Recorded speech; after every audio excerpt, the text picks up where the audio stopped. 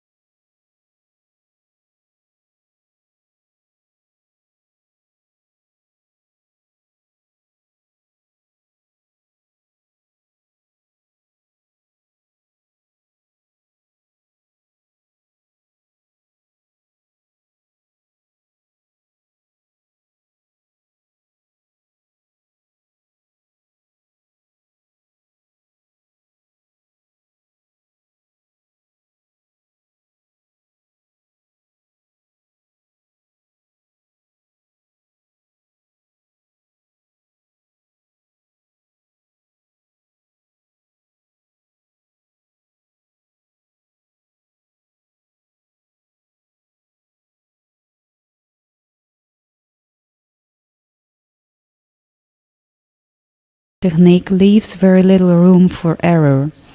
This consistency of the water and ink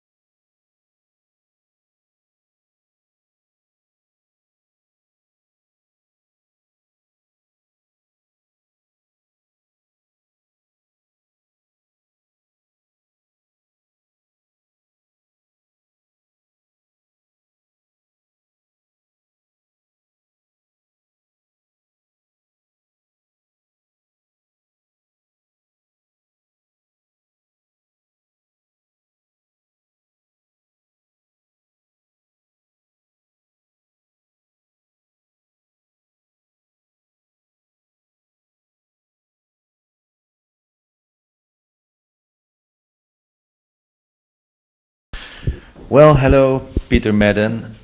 This is Pete, the owner of the wonderful gallery Boomerang. It's a gallery that has brought a lot of exotic and wonderful species of art to Amsterdam, and it's well known also for its work for the Australian Aboriginal artists. But right now we have something quite different, but on the other hand, maybe very much related. We have here this exhibition of John Lennon's drawings, lithos, texts, and I think he uses many other techniques.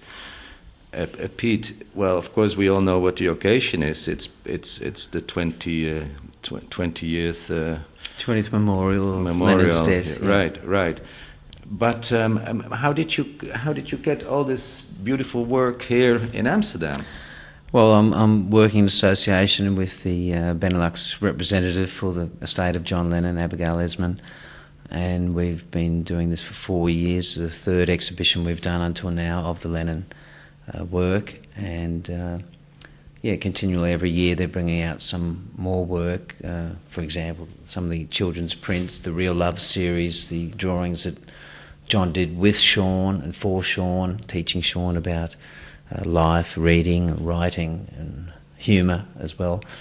And it's a continually growing print program which is more or less been certainly wholly and solely set up by Yoko to let the world see the artwork of John Lennon, because it was one of his most favourite things was to draw, and he even said that the guitar came second second. So he really, the way we interpret it is that he really preferred to be, well, he loved making art. He left behind very many drawings and so forth. And it's often, you see often that artists, as they grow a little bit older, turn to painting. I remember Lawrence Ferlinghetti, the poet. I remember Henry Miller, the writer. And Henry Miller even said, to paint is to love again. Yeah. And to William rediscover. Right. Simon Finkeno, Aaron Simon, Jan Kramer. Oh my God, most of them do it. It's coming but anyway, showing your age now, Hans. yeah. But this, there is also something very special for the occasion. I noticed the beautiful little statues or sculptures of John sitting on a fence, or is it a hill? Yeah, who knows? There's a wall. Yeah, there's a wall. Yeah, and there's a special story to that. I think it's. Could you tell a little bit about its I can tell a origin bit. and.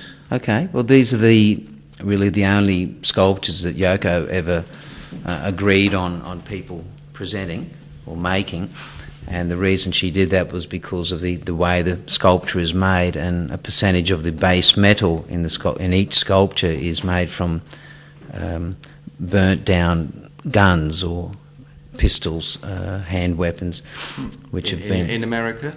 Yeah, and guns that have been taken in off from children or for young gangs, and all these guns have been come back in, melt down, and then a percentage of it goes into the sculptures, and therefore Yoko really liked that because John was of course killed with a gun.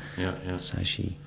And she's still doing an action, against the free availability of guns, I think, in the United States. She's very much campaigning against it, I realize. Yes, So this is part of the campaign against the arms law, the United States arms law, and so on. Absolutely, and part of all the proceeds from the sales of the sculptures go back to organisations which try and control gun laws and help children away from these street gangs and etc. So it's a really good project. Yeah, very good. I'm afraid George Bush won't help us much if he becomes the president. But anyway, we got to keep on pushing, and this madness has to end somehow. Absolutely, and there should be more protest against guns, I think, too. I've been in America a few times, and the availability of guns, especially in some states, it's like going and buying a newspaper. Must be because they maybe still feel unsafe there somehow. The Indians might be around every corner, I guess. Well, certainly like that, Hans, and I quickly learnt when I was in America, you don't tap a policeman on the shoulder and ask him the direction or something, because it might be your last question ever. Yeah. So everyone's quite paranoid, I think, and it's just gone too far. Yeah. But still, John and Yoko preferred to live there, and they did live there. And of course, New York is a fantastic city, but something completely different. I think the exhibition officially here will end on Monday, Monday the 11th. The 11th of December. Yeah. But of course, there will be people who see this right now and who would be interested to see the work, maybe even buy some of the work. Would there be a possibility for them to still see it in the coming time, or could they contact you? Yes, well, I'll be leaving the show hanging up until around Christmas time, so if there is anyone out there that would like to see the work, they're free to ring me for an appointment so that they could come and see the gallery. Right. And it's a fantastic Christmas present, coming to think of this. What more beautiful could you give? And I think the prices are very reasonable. So if anybody is contemplating out there to give his beloved or her beloved a piece of art, I think the Boomerang is where you should well, certainly if people like Lennon, I think it's incredible surprise to see the sort of quality of workmanship he was capable of, and there's some very, very good pieces amongst it. Absolutely. I mean, of course, it's done by John Lennon, and that gives it something extra. But apart from that, it's lovely work. It's fantastic work, and it gives a really nice vibration to the place where it's hanging. I think. There's really a lot of fans all over the world for John's work. So that program that Yoko began 16 years ago has really worked very well. And he'd be smiling up there. I'm sure he does know that this is happening. So you think he hasn't reincarnated yet? No, I don't think so. Okay, no. so he loves it up there, and probably he was ready in this nursery school of awareness, and maybe he moved to the bodhisattva level or whatever. Yeah. But so Amsterdammers, listen to this. You can come to this wonderful gallery in the Boomstraat, just behind the beautiful Noordermarkt. Yep. And pardon? The name of the gallery? I think there's only one Boomerang, Galerie Boomerang, right. in the Boomstraat, number 12. Right. And we'll give you the telephone number of Peter Madden in a little while.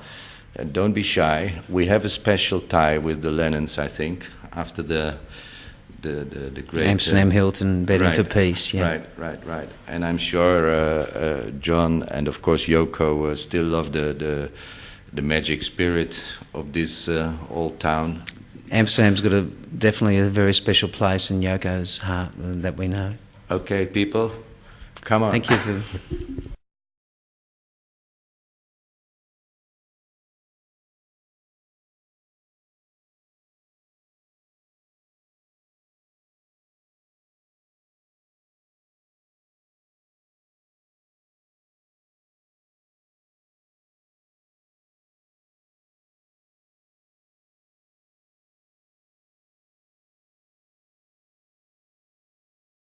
You're the representative of the Lennon estate in the Benelux, and you are very familiar with this work. And well, we would love it if you could say something, add something to our knowledge of this beautiful work. Well, John Lennon studied art as a young man before he became a Beatle. He did go to art school, and this was really what he always wanted to do. And the print program came into existence because it was a goal that he never achieved. It was a wish that never came true during his lifetime. And Yoko wanted to make this happen for him in his memory. So she began this print program in 1986 to bring his artwork to the world and to create a way that he could be recognized as an artist.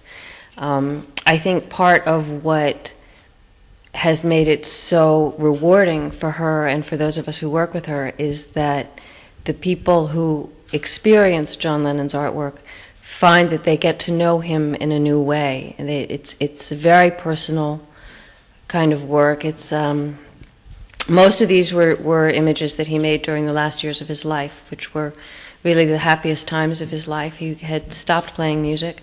He was really just home alone with his wife and son. And you see this in the drawings that he has made. There are drawings of Yoko and Sean and of him and family images. They show his mood. Some of them are very funny. Some of them are very touching and sad.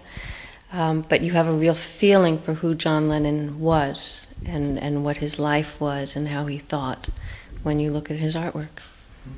You could say it's a kind of diary of his daily life. Indeed, it is something of a visual diary. There are images of Yoko sitting on the couch in the living room talking on the telephone. There is an image of Sean eating breakfast saying, "Look, Daddy." There are moments of normal life, but you also see his tremendous love for his family and the closeness and the importance of that in what was at that point his daily life. It wasn't music anymore. Right. But still, you can see there was the mystic was also there very much in a very light way. I can. Very much. Yeah. Very much. Some of these actually do have some political jokes involved in them. There's a lot of the works refer to his actions for peace. That never left him. No. And also I understand that some of the works were made together with Yoko, or Yoko colored them or added to them. Both of these are true. Some of these drawings were done together with Yoko, and there are pictures of them drawing together. Or there are photographs of them having drawn together. But some of the works were later colored by Yoko Ono when she decided to make the prints, and it continues this collaborative effort which they had in many areas of their work and their life together. Well, thank you very much. I think people should all come and see this. Thank you very much. En dat kon en kan misschien nog tot en met de kerst in Galerie Boomerang in de Boomstraat. Boomstraat 12 en bel even 420-3516.